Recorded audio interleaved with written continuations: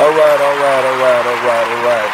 Welcome once again, y'all, to the Uche Ore Show with your host, Uche Ore.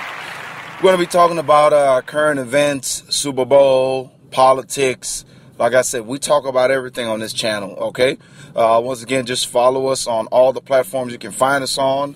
You can find me on YouTube, youtube.com/Uche the Motivator Ore, and as well as on this platform and on Facebook as well. Just search Uche Ore Show.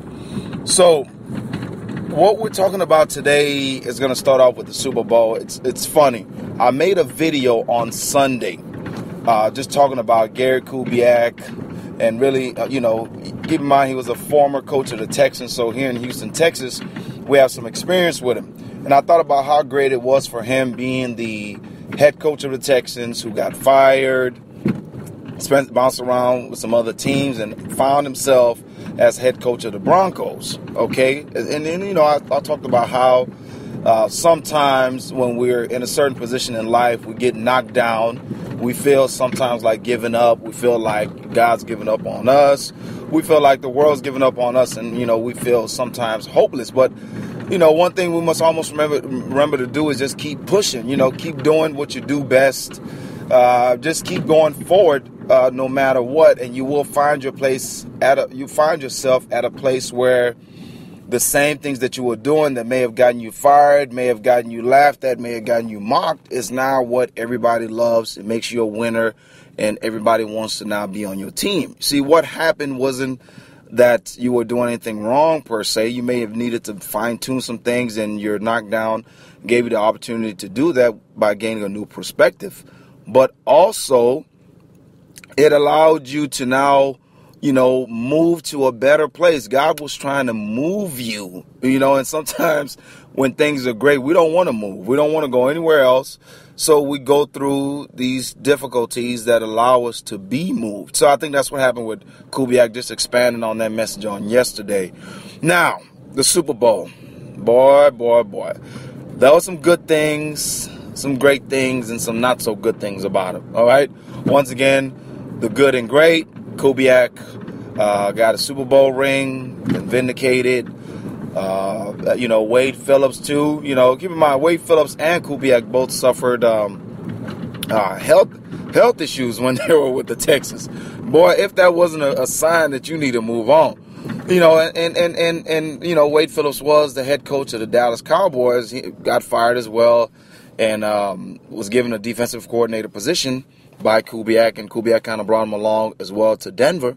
And it was the defense. A great thing was that this game was won by the defense. And Denver Broncos defense did their thing. They did their thing from the start of the game all the way to the end of the game. They kept the pressure on Cam Newton. And big ups to Peyton Manning. Peyton Manning had a great game as well. He had as great a game he could have as a 40-year-old quarterback who suffered a major, neck injury and also came back. So like I said, the game was full of comebacks, okay? So that was a great part about it. The not so great was the performance of the Carolina Panthers and the performance of their quarterback and team leader, Cam Newton. Cam. So Cam Newton did not have one of the best games at all. I mean, I always say that it's not how you start, it's how you finish. People will rarely remember how you started your life, how you started your career, how you started your business, how you started your marriage. They'll always remember how it all ended. Did you end on top, or did you end at the bottom? And this is why you always have to keep going, because you don't know what is the final chapter. And for Cam Newton, he had a great season, great season, MVP. Carolina Panthers were like on top of the world. He made the dab famous. Everybody was dabbing because Cam Newton was dabbing. Okay. But at the Super Bowl, he had a lackluster performance. I mean, several clips in the game, I looked in his eyes. And in his eyes, I did not see the same Cam Newton. I mean, confidence is key to success.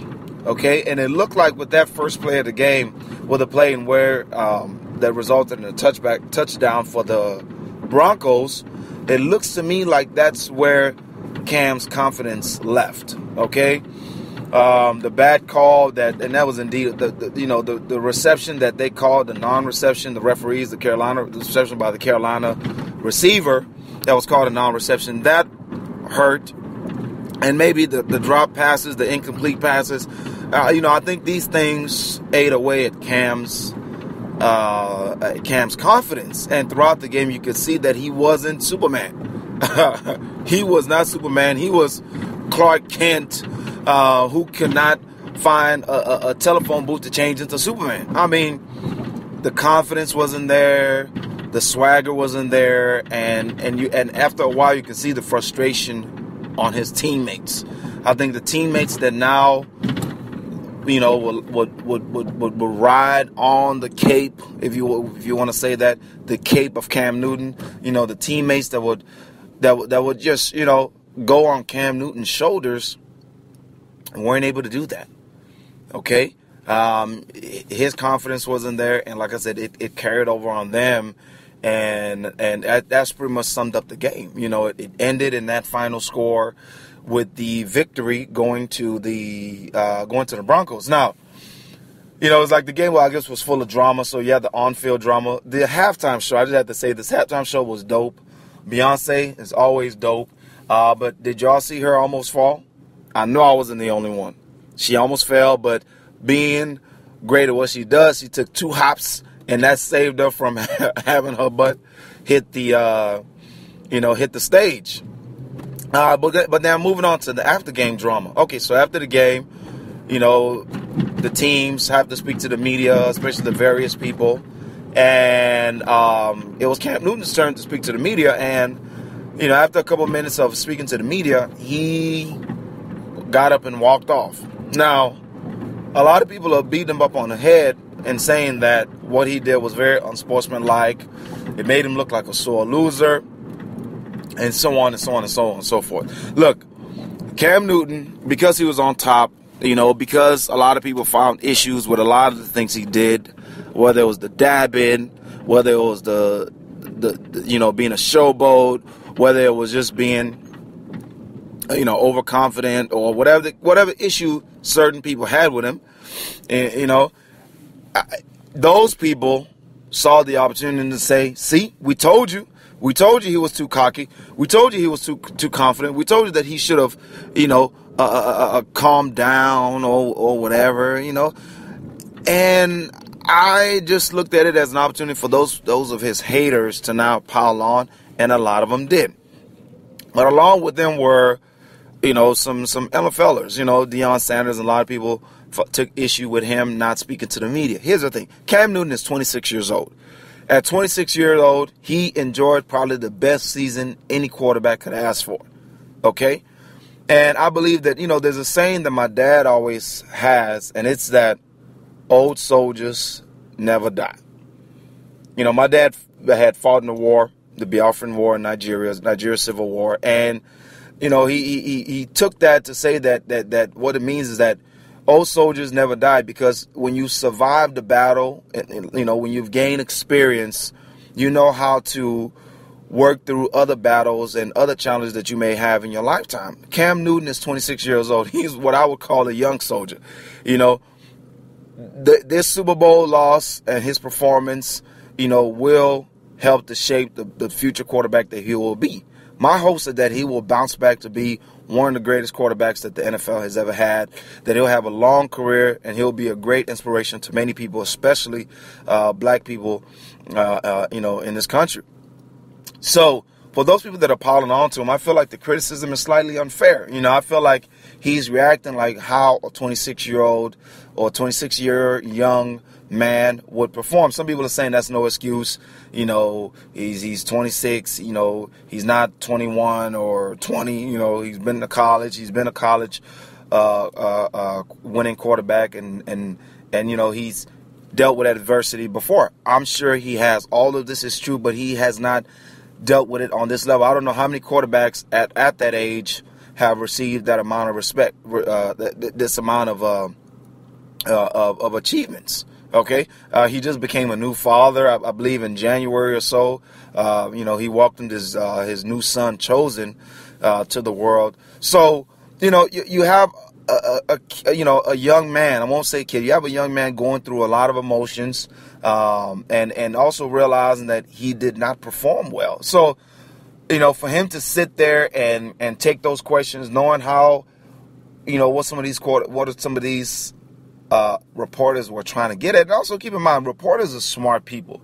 They know how to arouse emotions in people. And I think some of the questions that he was being asked were redundant, and they were trying to upset him. And unfortunately, he took the bait. He did get upset. He got up and he walked off.